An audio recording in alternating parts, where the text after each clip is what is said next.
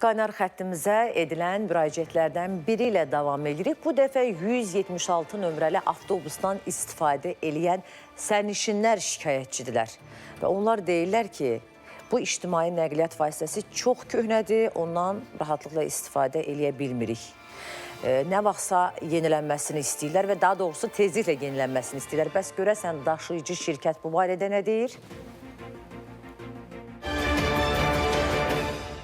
Ləng işləyirlər, vaxt-vaxtında işləmirlər. Avtobuslar hamısı natəmizdir.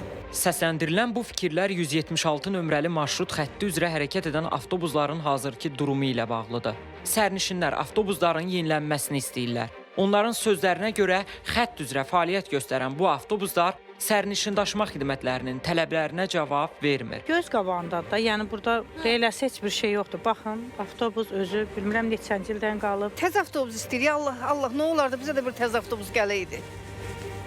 Allah eləsin bizə də qırmızı avtobuslardan versinlər. Sürkələyir adamı. Elə bilirsən ki, nə tərk edir, elə bilirsən ki, belə çalxalayır adamı. Püskünə qalır. Quran haqqı. Heyf elə bir avtobuslar. Tullanqı şeylər var, hamısını veriblər bu 176-lara. Buradakı insanlar insan deyirlər.